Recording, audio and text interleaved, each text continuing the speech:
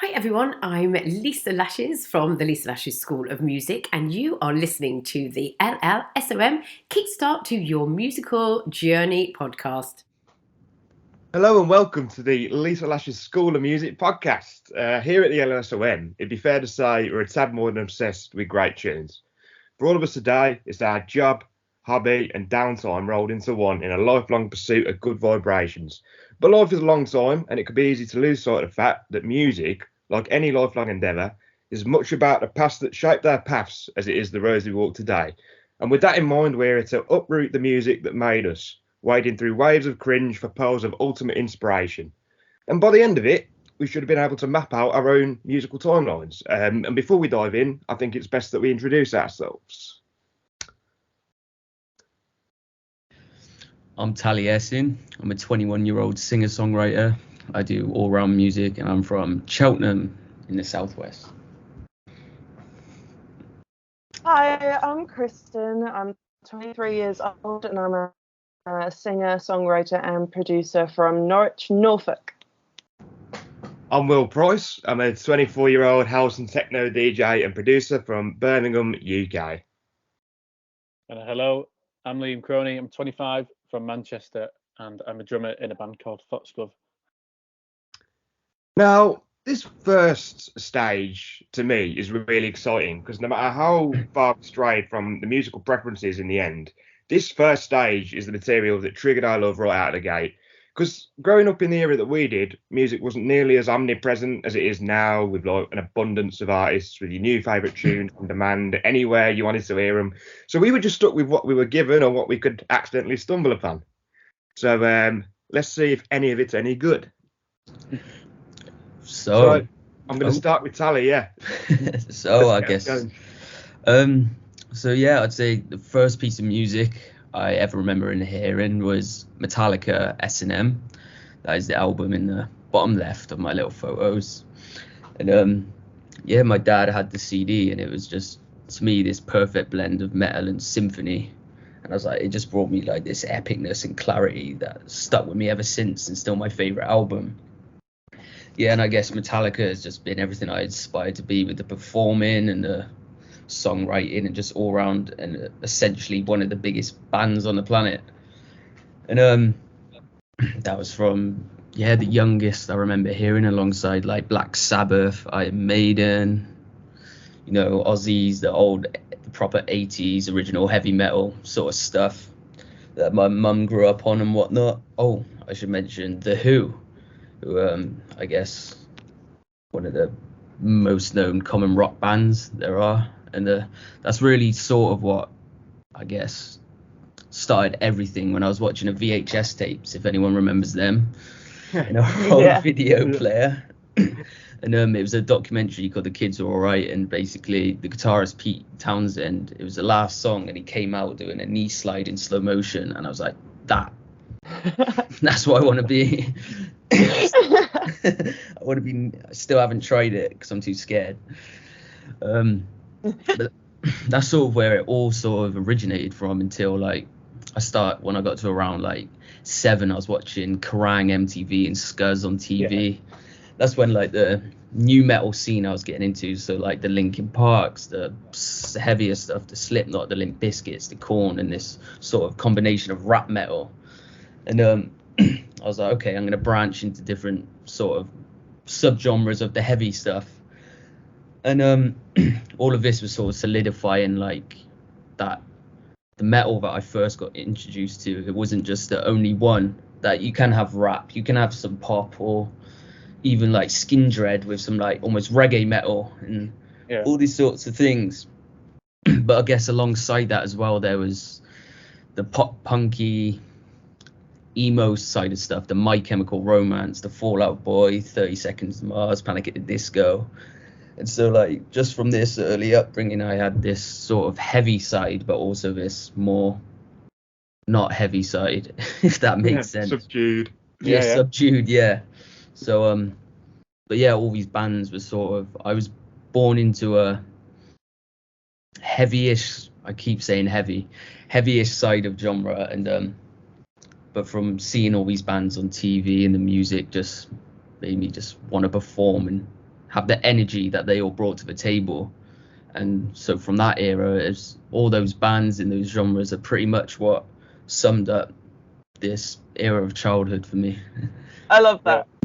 Yeah, it was Same good. here. I think what I like about that most is that, like, as you say, you had so many different kind of subgenres of rock going on in your head at once, and it kind of then obviously inspired you then to kind of think, I could be doing this. I could do what these people are doing, you know?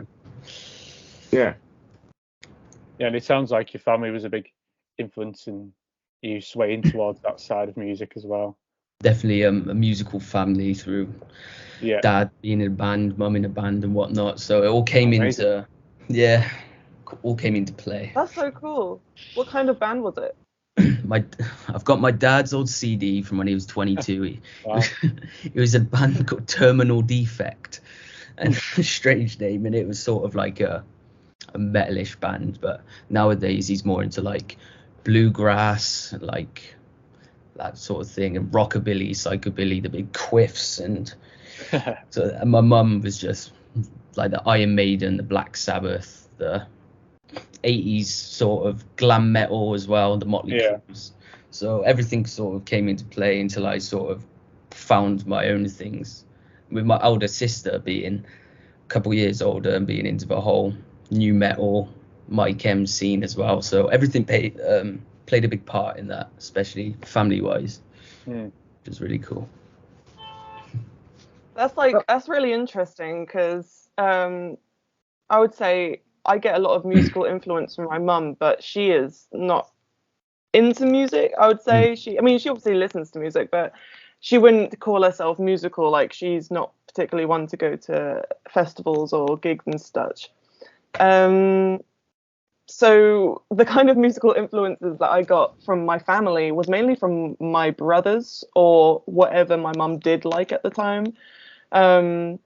I think that's probably where I heard Kings of Leon album. Honestly, that was something that, you know, you listen to in the car, and then suddenly you know all the songs off by heart, and then you kind of get older and you kind of realize like how good that album actually it's a great is. album. I feel like even if you haven't heard the album, you've definitely seen it. You know, everyone knows that album. It's a big part for a lot of us, our age bracket, I think, because we've all heard it. You know.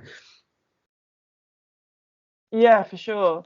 And like the only other album I can think of that my mum would have introduced me to is, well, actually no, it's the Gypsy Kings. I don't know if anyone's familiar, but I'm not. What genre? They're like Spanish. They did. I won't try and butcher the song actually. But if it wasn't Gypsy Kings, it was Il Divo. Okay. I love Il Divo. You know, Italian opera. Some so really random influences that just my mum happened to like and was playing at the time of me growing up. But it does kind of form into the kind of musician I am now, because I adore and I focus on big vocals, like, and I can tell that went from Il Divo to Leona Lewis, which, like, the album Spirit. I know it sounds like I'm not a fan of X Factor or Britain's Got Talent, because, you know, it's pretty bad for the music industry. Totally. But she was one of like the artists that came out of one of them shows that, like, it was kind of like a female vocalist that I could idolize and look up to. Like, I say to my friends, like, who taught you how to sing? And I'll be like, Leona Lewis, because at the time that was just something I was constantly listening to. And then I think around that time I got given an album, It's Not Me, It's You, Lily Allen. And to me, that album is just an amazingly written album. Like, Lily Allen is top tier songwriter, in my opinion. Yeah, I think she's underrated, to be fair. I think she's massively 100%. underrated. Yeah. Glad we all agree on this, you know. Yeah, honestly, check out that album because it's really good. It's got a lot of bangers. Yeah, it's a big album, yeah. I was about to ask Kristen, so is that the one with Smile and all of those kind of tracks on? Or was that no, it's a different album to Smile. It's a couple of years later. But yeah, honestly, some of them are more upbeat, a lot more melodic and like ballady. So I feel like at the time, hearing like female singer-songwriters, it just really influenced me.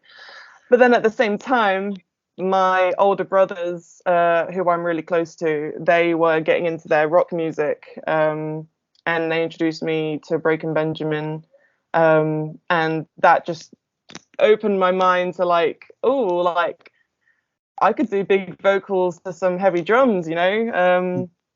And I still listen to them to this day. The same old albums. I mean, they released a new album called Embers, which is just as good. Like they broke up and they got back together and released Ember, and it's just kind of like old school Breaking Benjamin.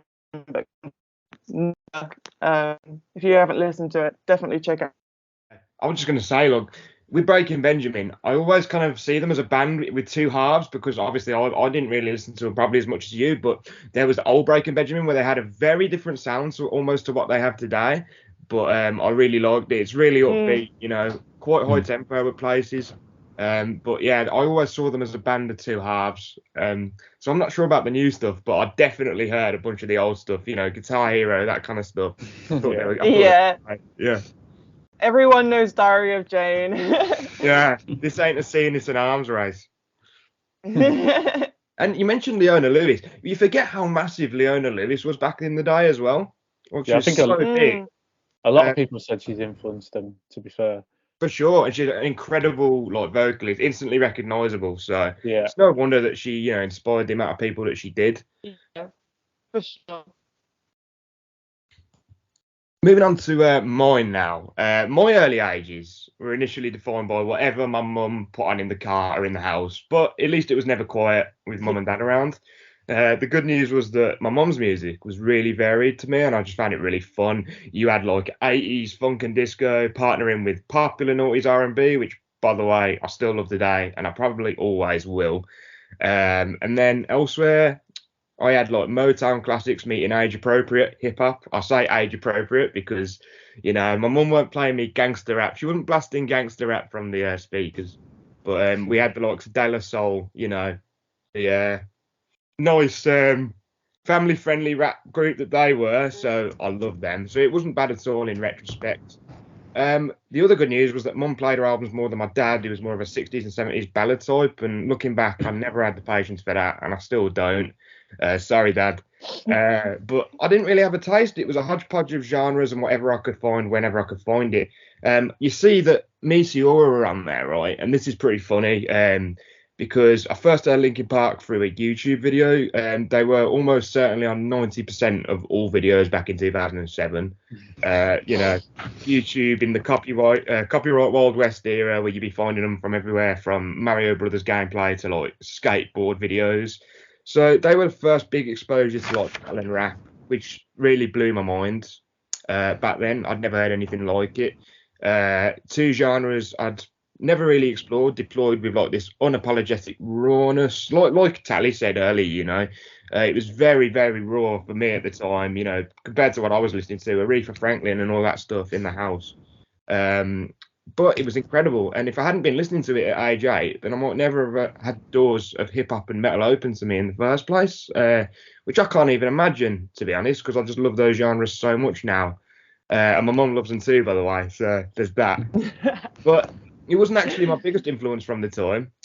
You can see there, I've got Ministry of Sound anthems. I believe it's 1992 to 2008, because it come out in 2007. I used to visit shopping centres with mum, almost always ending up in HMV. And I'd come out with whatever she did, but that day, something was different. The speakers were blaring the beats of Ministry of Sound. I was desperate to figure out what was playing on the speakers, so I was just begging mum, you've got to go up and ask what's on these speakers right now, because I'd never heard anything like it. It was awesome. Yeah, got the album. Took me through house music from the 90s to the 2000s. So you had Basement Jaxx, Armand Van Helden, Daft Punk, who else, you know, loads and loads of people. I think even the Prodigy were on there, which I'll get to in a sec. But like the way that like the energy, the beats, the funky and lively melodies, the whole disc transitioning from track to track, because I'd never heard of mixing at the time. And I just thought it was the coolest thing ever. Like the tracks weren't ending; they were just carrying on and on and on, and it was so great, especially for like a ADHD child like myself. It was just so good. It was a harbinger of things to come at the time, but I didn't know it. You know, obviously being a DJ, and from that day on, I just needed to find the similar music. You know, you had what the charts were pumping out, your Tinchy Striders and your N-dubs, but my exposure to house and trance and metal meant I never really found anything too loud or brutal, and I fell in love with Daft Punk almost immediately because I found their first album, Homework, which is right there at the top right under my name, and damn, what an album that is. And then I've got to mention acts like the Prodigy, which unnerved me and excited me in equal measure because they genuinely scared me when I was little, but it was likewise, yeah. It was like a fear, but it was kind of like a interesting fear, like I was more curious, you know? Yeah, sure. I don't know if any of you can relate with that. Completely agree. 100%. Firestarter when I was younger. Yeah. I just thought that was a scary video, that man. Honestly, my dad played that for me, and he was like laughing his head off because he thought it was hysterical, and I was there like, how could a man be so unhinged? You know, my tiny little 8-year-old mind just like, what is going on? So yeah, but the good news is because of all of this crazy heavy stuff like your Linkin Park and your Prodigy, it just meant that nothing was too heavy for me. So I ended up going to HMV and getting mum to buy me like drum and bass compilations. So my childhood was just spent PS2 on. Speakers blasting, and they were bad speakers, by the way, but you wouldn't, and I wouldn't have known it, so I didn't care. Anything with a beat, I just had an instant love for. I think we'll move on to you, Liam, because you've actually got, I see there in the top right, you've got the same compilation, which I find amazing. Definitely. With my mum being very heavily influenced on the 90s, it was an absolute no-brainer to put that in there. And the likes of like the Prodigy as well, coming from that album, and all the house music in the 90s. I just remember having parties here when I was younger, and that would literally be the soundtrack. That album would be on all the time. And, it's just an absolute statement of my childhood, definitely. Power. Yeah, it was great. And like what you say, it was nothing that I've heard before.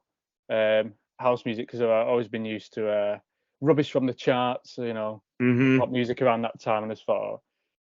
But then as soon as that came on, you kind of instantly hooked, and you are wondering how the hell did he do that? And but yeah, amazing album. But also from the 90s, my mum was absolutely influenced from Oasis, and to me that was just the pinnacle of my childhood, definitely, especially growing up in Manchester. I don't think anyone doesn't. I don't think anyone doesn't. Question, Liam, because like I'm just curious. So like obviously, I'd be stupid to say that Oasis aren't like the biggest band in Manchester, but like are they like just even more revered in Manchester than they are here? Like are they played like more often, like much more often? I don't know. I think it's the same everywhere, because at the time when Oasis came out, everywhere was kind of dull and gloomy. You know, with bands like Nirvana and stuff, and they brought a real lift to Britain in general, and especially after Thatcher and stuff. And it just seemed to bring more of a lift in the UK in general. So I think they've just got a massive fan base no matter where you go, to be fair. But obviously it's the hometown, so you know, it probably is a bit more special here than it is anywhere. And you know, they've always given me that feeling that, you know, I grew up in a council estate, and I definitely want to go on to do bigger and better things, and that's what they strive to do. So it's definitely a massive influence on me, and they still are today. And then obviously I've got Bowie there, because 80s, from like my nan, from my mum, from just my family in general, they used to love the 80s, like Tears for Fears, Duran Duran, Prince, everyone like that, which was absolutely amazing to grow up with.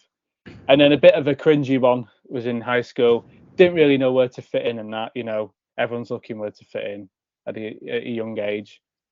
Swedish House Mafia, such a random one, but for some reason. No cringe there. We love Swedish House Mafia. That's all right then. I feel like Swedish House Mafia, like they almost like captivated everyone in my year, regardless of music taste. Yeah. They just kind of dropped on the scene with their kind of like crazy kind of like EDM sound, and everyone just loved it. Yeah, I don't know what it was. It just captured you, didn't it? Yeah. Totally. Something to do with our age group, I think, because everyone was on it, you know. Everyone. Yeah, and it could be the influence from the Ministry sound as well. Mm-hmm. Yeah, they really came in at a very pinnacle point, like where EDM was really evolving at a rapid pace, and they were like, "Here's our ideas," you know. I really like them. Yeah, because you had dubstep following from that and stuff. Like they really made the way for the different waves of like dubstep and stuff to come into as well.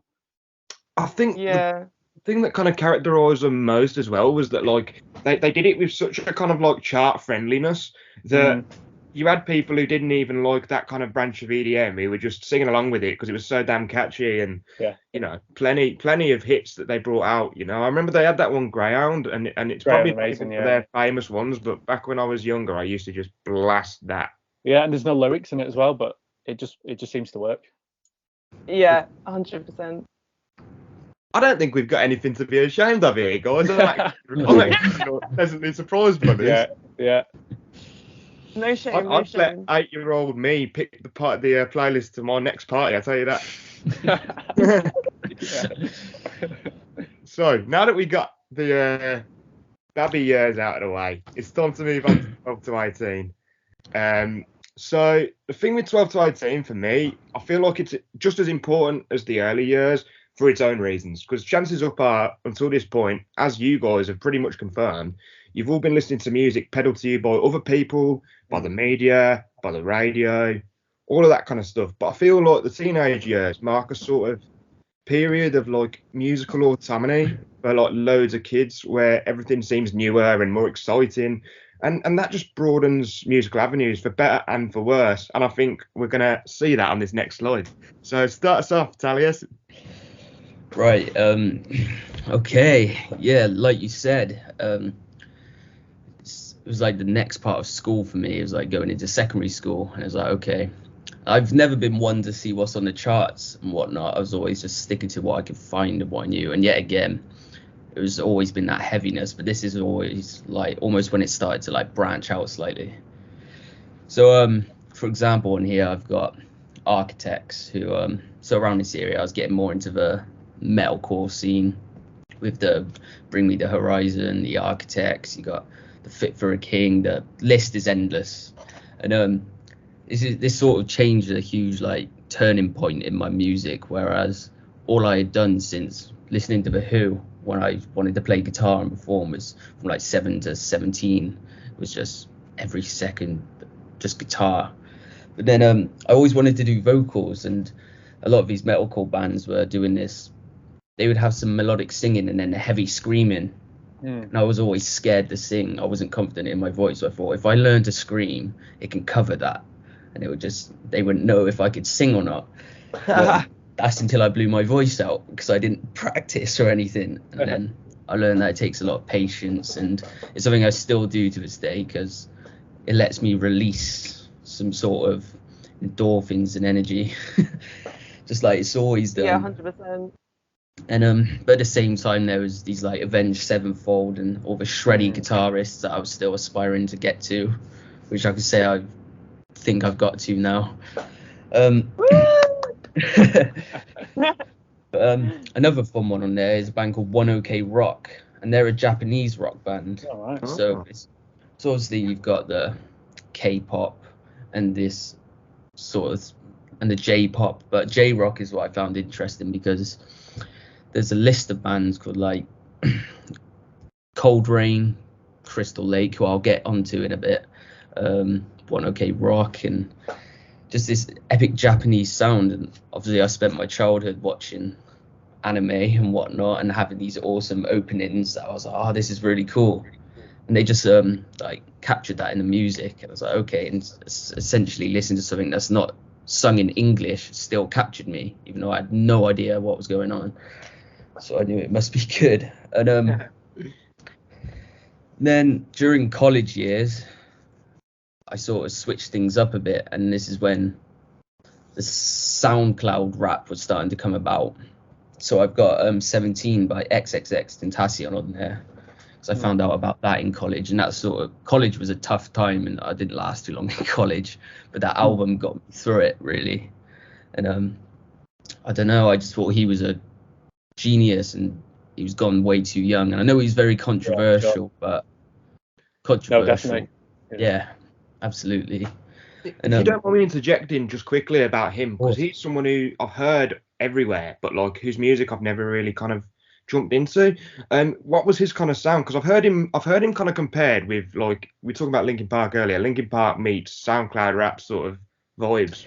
Yeah, he had all sorts, from like just straight rap to like some mumble rap, but he was also doing this almost like, I guess, creating this sort of like trap metal, which is now led on to acts like Scarlord and some other artists out there. So he was almost, a bit like Linkin Park. It was more, instead of rapping over rock, it was more of like rocking over rap. If that makes sense. I love that comparison. It makes sense, yeah. But he done all sorts, and I think he went way too soon, and he had so much potential. And considering like the controversies and whatnot, I think he was a very talented kid.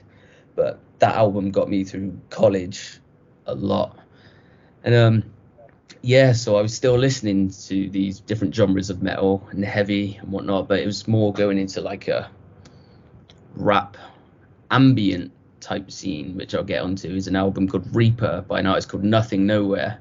I'm not sure how many people know him because he's quite underground, and he's done this perfect blend of, like, I'd say again, rock and rap, which I've brought up quite a lot, but it's more, all I can say is just check him out, and I think a lot of people will be surprised and like him.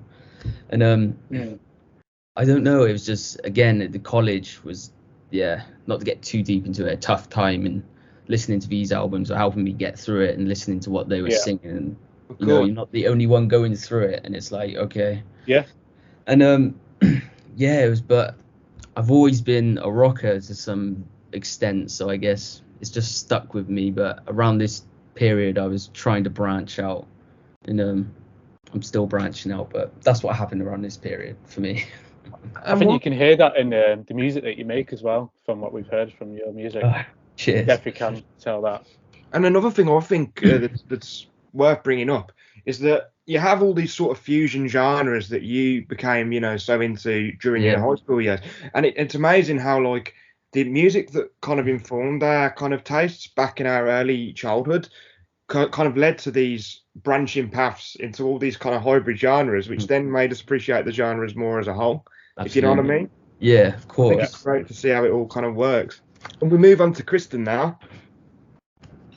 Yeah, so for pretty much high school and then college, I'm very similar to Taliesin in the fact that as a vocalist, I can really appreciate something that's melodic and heavy at the same time. Like, that is just, the prune of Christine. Yeah, so I kind of challenged myself to see how heavy I could enjoy music. So at the time, for me, I listened to Of Mice and Men because my brothers enjoyed it, and when I was younger, I was like, oh, that's too heavy or whatever. But I listened to it and I was like, I actually really like this. So then it kind of opened up this huge, obviously, to so many genres, so many bands. Got into Rise Against, Appeal to Reason. Yeah. That album is really good. Admittedly, I was a fan of Sleeping with Sirens for a while. I did see them live. But as a female vocalist, hearing like heavy music done with a guy with a high-pitched voice, I was like, oh, I could sing this. Like, so it kind of really encouraged me when I thought of being a vocalist with big drums, big bass, all this that I'd never really heard. So it kind of encouraged me to be able to blend them things together. And then I kind of moved on into college, and that's when I really got into Florence and the Machine, First Aid Kit, so more like folky stuff. And it was a bit confusing at the time because having all these different genres, I didn't really know as an artist what I wanted to do. And now I've finished uni doing a music degree, and I still don't know which genre I want to do. I pretty much just want to mash them all together. That's good. Yeah, but Florence to me at that during college, it's just that the combination of folk guitar and then mixed with, you know, the drums and the big vocals. Yeah. It's kind of theatrical, isn't it? It really is. And it's funny you say that because I then went on to study performing arts at uni, which I then quit after one semester because I realized I wanted to make music rather than perform musicals. But I do very much enjoy that element of like Florence on stage. You know, she's running around and she's embodying, you know, the song and her vocals, and I just want to be her. You know.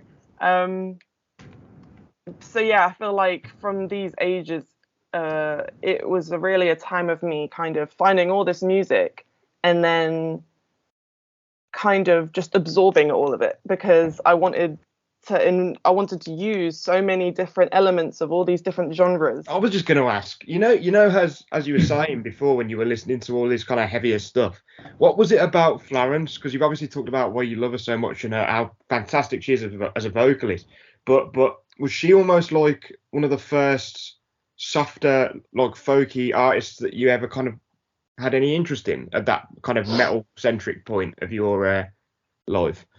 I mean, yeah, like I grew up listening to like Katie Melua, and then I kind of got into Florence and First Aid Kit at the same time, and I did really enjoy just the lightness of it and but also like the power of it at the same time. That's something that really intrigued me. She's a crazy talented vocalist for that, you know. She's so powerful.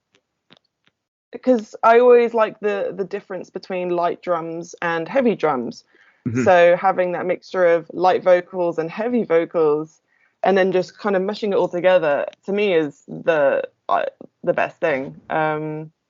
So yeah, I really enjoyed them years in college. I definitely grew a lot as an artist. I think it comes back to the whole idea of your teenage years being all these different building blocks from so many different influences, not just what, you know, the narrow kind of tunnel, the tunnel kind of music that you're given by other people. It's all the building blocks that you go out and find and stitch together in some kind of crazy hodgepodge of music that then informs what you actually love.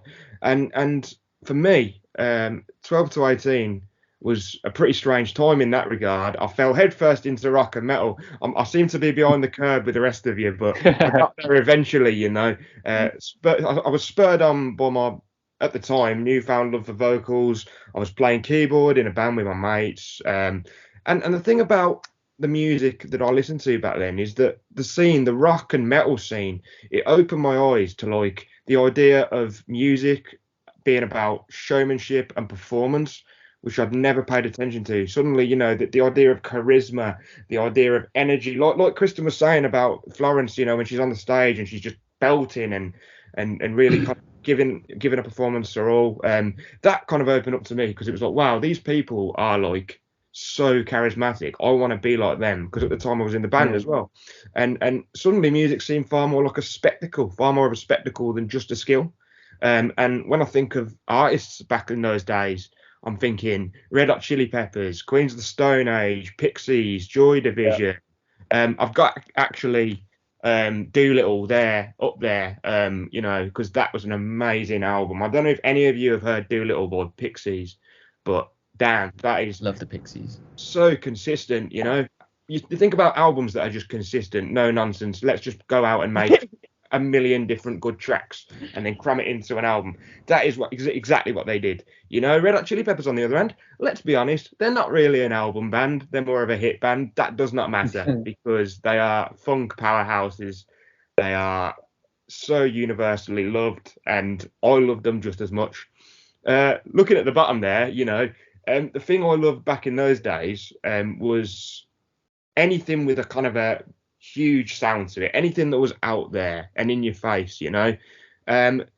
Korn, System of a Down, Rage Against the Machine became my new favourites because I was, you know, I sought out the angry and the edgy, and these guys rose to the top.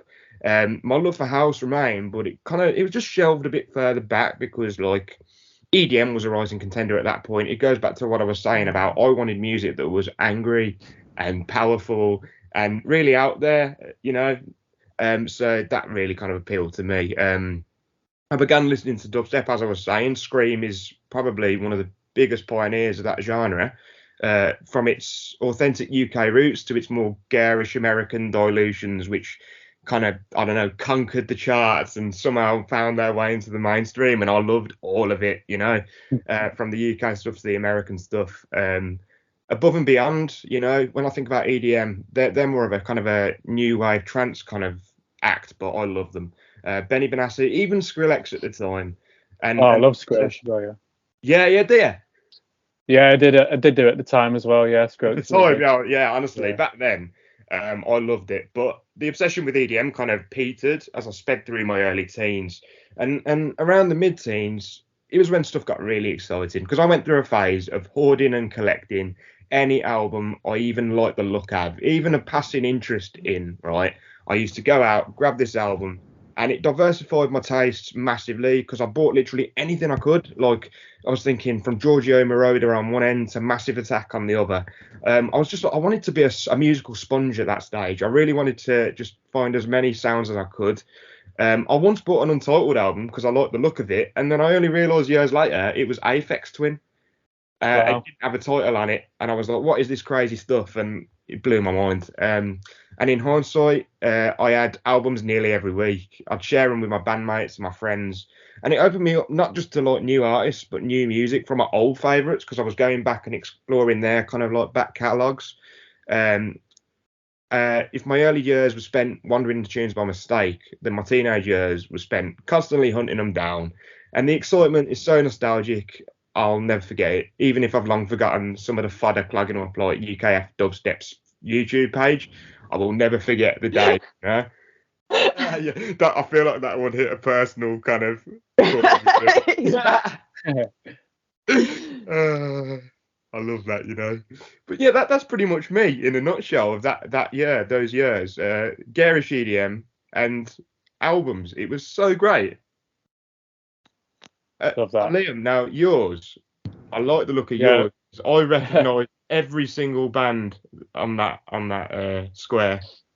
Oh, that's great. And I love that you mentioned Joy Division as well.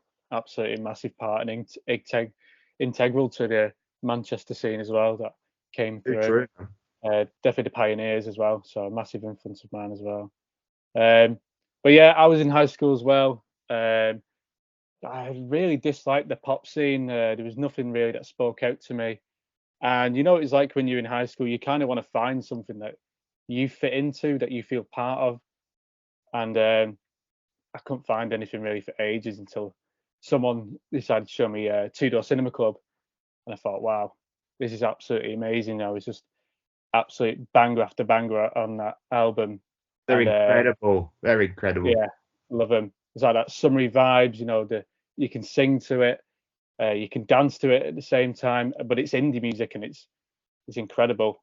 And then it kind of opened up a whole new world to me, and I was hooked by the indie scene. And then I went to HMV one day, and you know, it had like the 3 for 10 or 2 for 10, whatever it were. Yeah. I just remember picking up that album, the Wombats. Who else were there? Like Arctic Monkeys, obviously. Mm-hmm.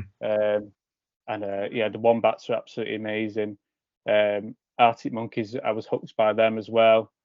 And then it seemed to just grow at that time, indie music, and become really popular. I think it's like just after the emo scene, but my brother seemed to be into the emo scene, and I was always a bit like, oh no, I don't really like that sort of stuff. Nothing against it, but it just wasn't for me. I seem to fall back onto this, and at the same time, I was learning to play the drums, and my brother played the guitar, and we were jamming a lot, and obviously I'd take a lot of influence from this. And then one day I came across a band called 1975, and they probably are the most influential band I've ever had in my life. I remember just being in my auntie's house, and this song came on, obviously Chocolate, and I was hooked immediately. And I'm thinking, who the hell is that? Because to me, they were that band that everyone goes on about, you know, like Oasis, or they were the band of our generation. But to me, they just kind of hooked me and got me straight away. And then ever since that, I wanted to, you know, dress like them. I wanted to be into that indie scene. And you know, it's like when you're at that age, it feels good to be part of a scene and be part of with other people as well. And then obviously it branched up different bands.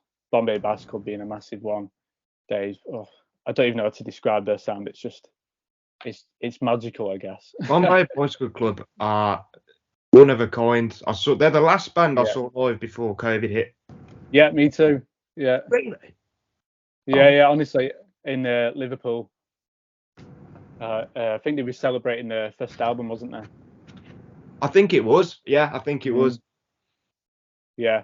And then obviously even the lead singer's gone on to do other things, and he's on the next side as well. So yeah, still influenced me today as well. What do you think it was about like the 1975 in particular? Because it's not just you as well. Like a lot of people speak to me about them. Very kind of they're very kind of what's the word? Complimentary towards them. What do you think it was for them that made them stand out in that genre? Because with indie, you know, you get so many artists, different artists, that sometimes it can be hard to stand out. But they're one band who I feel like nobody has any trouble saying up there. You know, I don't think many bands use the image to their advantage, but they did. They kind of came out with this black and white image that, you know, we're not pop, that sort of statement. We're not pop. We're something different. To me, it reminded me of The Clash, you know, wearing skinny jeans, wearing baggy jumpers, and making kind of a different genre yourself and bringing people to it and be like, yeah, we're part of that. So I think it was all feeling part of something, to be honest. It was more than just music. It was, being part of something. For sure. Yeah, definitely. Sure.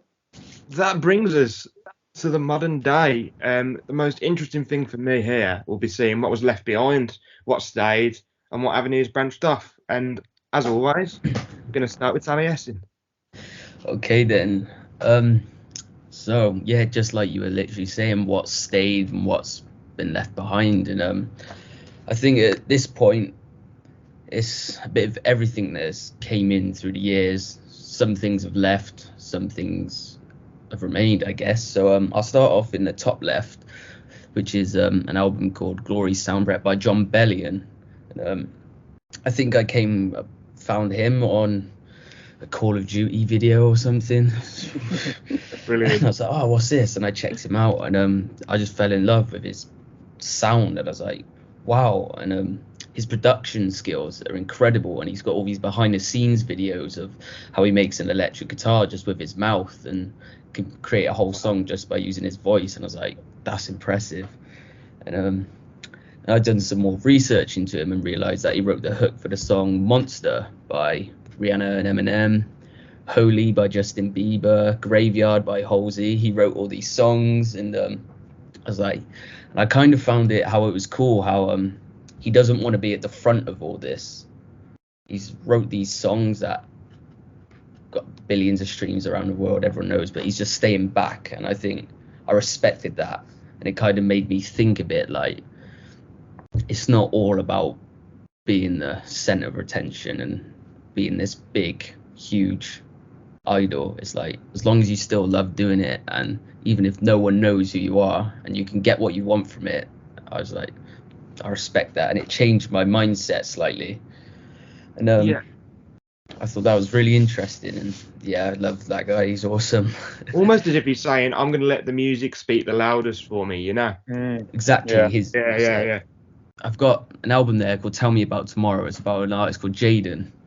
What I found recently is that pop punk's coming into the scene again with artists such as like Machine Gun Kelly, and obviously there was some controversies there. How about, he's a rapper, he's doing this, and Avril Lavigne's back, and all these pop punks coming out again, and everyone's sort of jumping on this wave. And at first I was skeptical because I was like, I didn't want to be like an elitist in this guard and be like, oh, it's not legit, it's not Fall Out Boy or, you know, that sort of thing. But a lot of it stuck with me, and I've incorporated that into a lot of my sound. Just there's something about that, this sort of new wave where you got, again, the merge of genres, the rap, the rock, the pop thing, and all this things merging. Don't know why I'm doing that, but it's merging.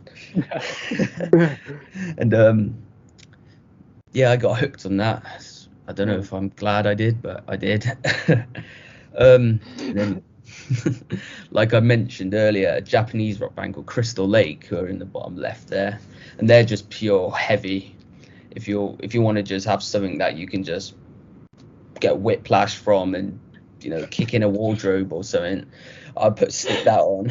And yeah, there's a band I can just almost let everything out on, where it's like I don't need to hold back, and like I can listen to a whole album and just know, even if I'm not gonna like a song, I know it's gonna be brutal.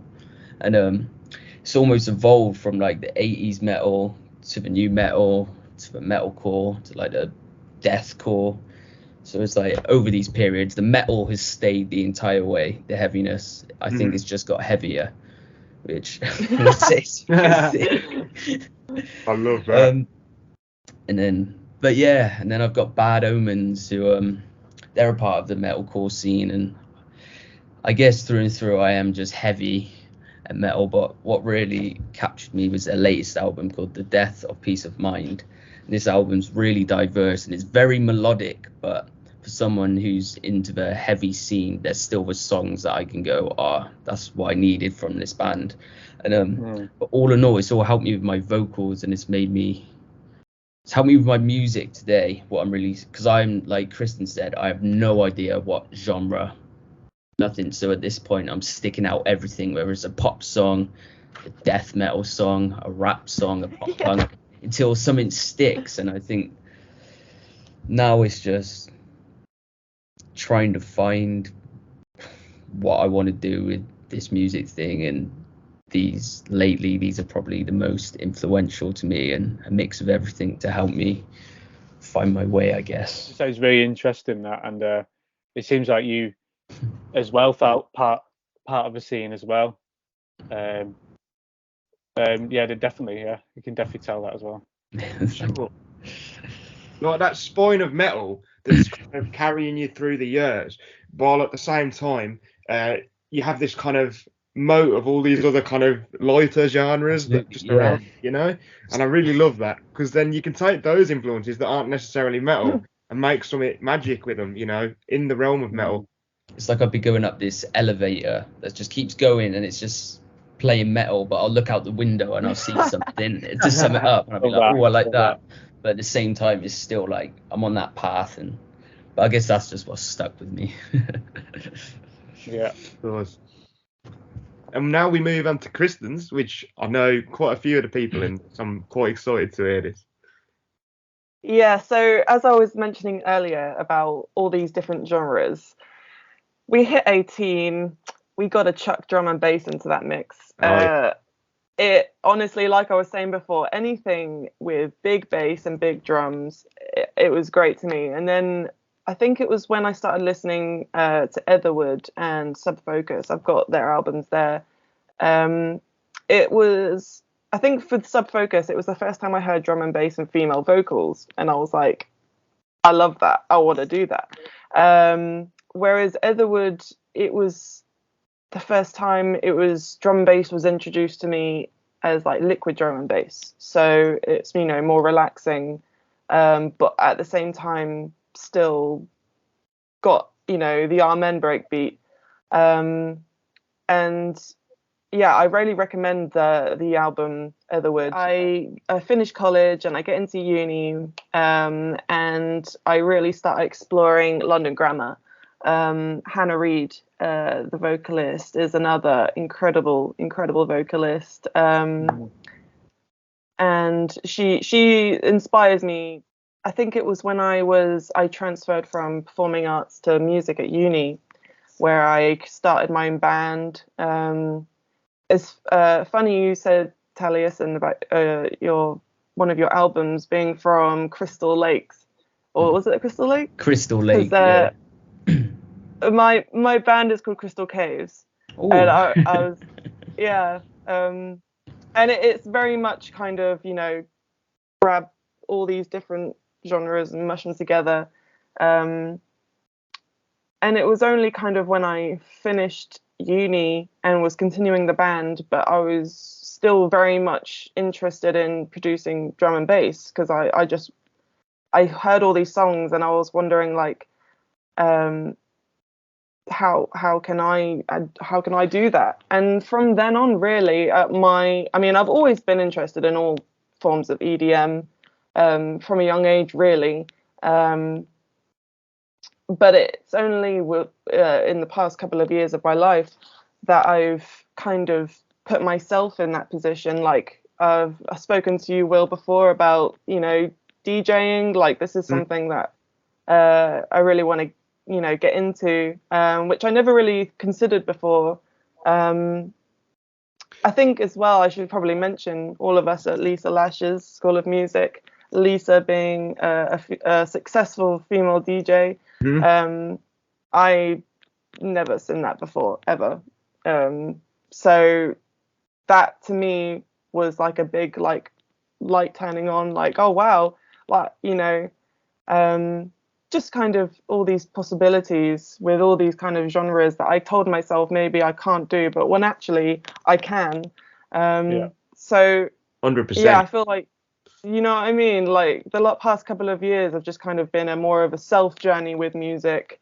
So these artists have almost like carried me through my journey, just being like, yeah, like, keep going, you're on the right path. Yeah, this is what you can do, so to speak, carrying you through. Yeah, 100%. It's great that you mentioned Lisa, yeah, for sure, because as you say, she is an extremely successful DJ, female DJ, and I can imagine that listening to all of these different genres, that might have even made you kind of realise, as you say, listening to all this drum and bass, your London Grammars, these are the sort of things that I might even be able to branch out into and even take full advantage of almost. So it's cool to see how that kind of inspired you to kind of branch out, Because there's a huge gap in the market. I don't know if I probably haven't heard as many artists and bands that I probably should do. But from my personal experience, and I don't know if it's where I grew up or how I grew up, but I wasn't introduced to many, or if any, female EDM artists, which is something that I'm really exploring at the moment, because even though I just said there's not many, I am looking, and turns out we're all here, we're all doing it.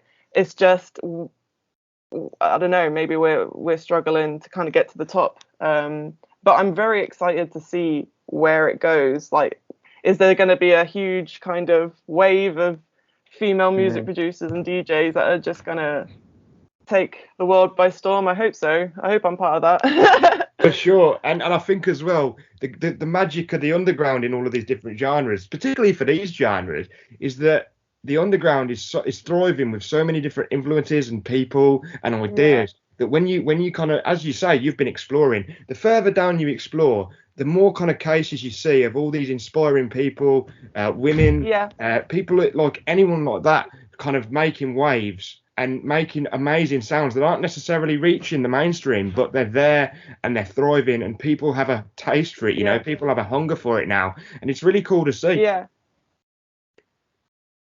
Oh, I like that you all can see it too.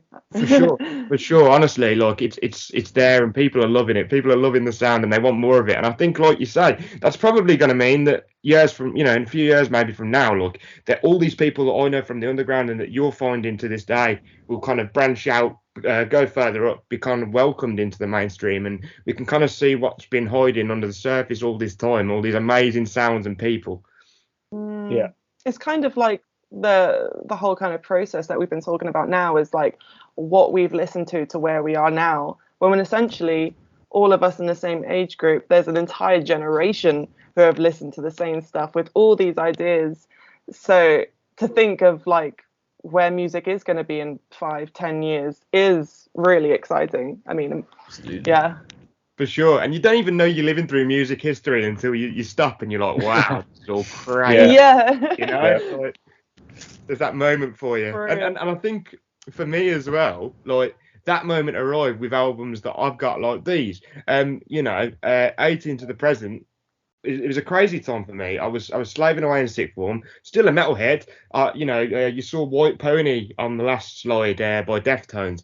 That to me, I couldn't use Around the Fur because I didn't know how explicit we were allowed to go with the album covers. But needless to say, Around the Fur, Deftones, all of them, they were just kind of carrying me through. However, I wasn't happy really, and music was pretty much the last thing on my mind. But ironically, it's where my life changed for good because music. Basically, when I reached the age of 18, I'd started finding all these DJ sets from all my favourite old artists on YouTube. So think of all the Ministry of Sound artists that I mentioned, the people on that compilation. I kind of went back, found them, saw them at all these events, all these different clubs, all these different locations, performing these sets. And I thought, oh my gosh, there's so much more to this. And it opened me up completely to underground house music. I realised that this whole time, it's like we were literally just talking about this, me and you, Kristen, right? Is that this iceberg of electronic music was so much deeper beneath the surface level commercial appeal that I thought I kind of reached the bottom of, that I'd raised myself on. And that rabbit hole took me through countless artists, record labels and tunes. I was hopping from a set to a track on the set to the label of the track to another track, another set, another label. And it's like, oh my gosh, all this music is right here in front of me and I didn't even know it. And that kind of spurred me on a bit more because I got a bit more inspired. What was that, sorry? I was going to say that's the problem half the time. There's all these amazing artists and the charts are normally the same 5 people. For sure. Yeah. They don't want change, in a lot of cases they don't want that change because it's what's selling. And taking that first step down the rabbit hole for me, it opened my eyes. I thought all this time I thought I knew it all, but beneath the surface there's been so much going on behind the scenes, and I soon unearthed the childhood passion for the art of DJing, which, as I said, hearing all the tracks, continuously mix. I wanted to do that, and I'd come out of sixth form feeling a bit sorry for myself, thinking, right, what should I do? DJing, let's go. I went from idolising all these mixes to creating them myself, and we've got a few albums there, and you'll see that one of them isn't an album, is Kerry Chandler. And for those of you who don't know Kerry Chandler, he is probably one of the most beloved house artists in the entire genre, right? He fuses like house with soul, with funk, with jazz, with live instruments, and it was artists like him who were just going out and making all these EPs that if you didn't go looking through, the catalogue, you'd never find these EPs, right? And it made me realise, wow, these tracks are just waiting to be unearthed. And the other great thing about house music to me was the level of overlap with other genres, right? Because house, by nature, samples a lot. So you've got artists sampling funk, jazz, soul, and even hip hop, which naturally led me to the greats in funk and soul: James Brown, Marvin, George Clinton, Talking Heads, and my favourite band ever that you can see in the just down there, Jamiroquai, who I love so much. It's where my decade-long web came together because, my love for the heavier recesses of metal meant I was ready to move on to the unmatched intensity of techno. And anyone who's a techno fan, when I first heard techno, I thought this is like almost scary. It's like, imagine how I was watching The Prodigy take away the front man and you're left with this warped, uncompromising, brutal genre, which in of itself is so unhinged. And I loved it. You know, I wouldn't have even considered it before. And now I'm at the stage where anything with an interesting groove will get my head bobbing. I love house and techno record labels. I have them saved as homepages, just so I can go and search for all of the new releases. So you've got Kerry Chandler and Masters at Work, who are obviously the more soulful house side, and then the crazy beats of Dave Clark and Jeff Mills. And if you've never heard of them before, go and check out their Radio 1 Essential mixes or any mixes they did around the 90s, because my goodness, it's fantastic. And the sheer quantity of releases on the radar, because you think about house and techno, you get releases out every blooming week. You get thousands and thousands of tracks. So it's almost like you're listening to your favourite song ever for the first time over and over and over again. That feeling just constantly repeating itself. So I'm hugely open to music, but I can also say I know what I hate too. All in all, I'm pretty happy, you know. Just to kind of give shout outs to those other two albums, you've got the Low End Theory. I'm of the belief, personally, that A Tribe Called Quest are probably the best rap group out there. I don't know, that might be controversial, but I just love them to pieces. And you've got newer artists like The Internet. They brought out an album in 2019 called Hive Mind, and it was sort of this R&B hip hop fusion of funk, soul, and I just loved every second of it. So that's pretty much where I'm at now. I'm open to everything. I love anything with a melody, you know. I think it was I forget who said it actually, but anything with bottom heavy kind of low end. I think Kristen said anything with bottom heavy low end. That's where I'm at now, but it also needs to have that kind of melodic tinge to it that kind of brings me in, you know. So that's where I'm at now, and I'm really happy for it. And with that, we move on to Liam, because I love some of the artists on there. Thank you. Yeah, I really enjoyed that, mate. I really loved learning about that then. So, you know, with the platforms like Spotify, you kind of open up to everyone's open up to a world of everything now, aren't they? You're not just able to find one thing, you know, just on telly like back in the day. You kind of open up to everything. So I kind of came across Sam Fender, and his writing is just unreal. The reason why I fell in love with him is just because he kind of speaks about that, you know, being on a council estate and working your way out of there. Times are hard, you know, with like money and stuff. It just kind of spoke to me, and it was amazing. And then as soon as he said he was influenced by Bruce Springsteen, I thought, well, I've got to check this guy out, see what he's all about. And my God, he was even better, weren't he? I love that. I know he's just one of the best songwriters of all time, isn't he? How his music still speaks to people today is just impressive, isn't it? And he's just a cool guy as well. Just a cool guy. So I've always had this love for like guitar-driven, heavy-hitting 80s drums music, and absolutely love it. But then I've kind of branched out onto different things. So like I was on about Bombay Basket Club before, but the lead singer has gone on to do his own stuff, Mr. Jukes, and it's hip-hoppy stuff. And I just find it really fascinating, and it's really got me into the hip-hop scene now. And he's done an album with a Barney artist, The Locket, what it's called on there. And I went to their show. Oh my God, it just transformed me into a different world. The show was unreal. I've never been to a hip-hop show in my life. It's everything you wanted it to be. Everyone's arms up in the air, moving side to side, you know. Yes. And it was great because he just connect. I've never been to a hip hop show, you know, a show without drums or anything like that as well. I thought, oh God, what's this going to be like? But it's amazing. They got the crowd involved in absolutely everything, and that's what you want to do when you go to a gig. You want to feel like you're part of the band or part of the act, for sure, rather than just watching, you know, and standing there. Definitely. And and then I found another band called Jungle, which a bit different, but the music is just beautiful, and it's like they have such a weird setup, don't they? I don't know if you've heard of them. So you're gonna have to enlighten me on that one, Liam, because I do love Jungle, but I've never heard of their setup, so you might have to tell me what that's about. So they've got like two guys with keys at the front and guitars, and then they've got like percussion bass, drums, but then about 5 of them sing, and that's where they get all like the they're famous for the vocals, really, aren't they? Their It's vocals high are so pitched. good. Yeah, but it's because it's like there's 5 of them at the same time singing high, low, and it's just really fascinating. And then I've been listening to like podcasts. I don't know if you've ever heard of it, called Tape Notes.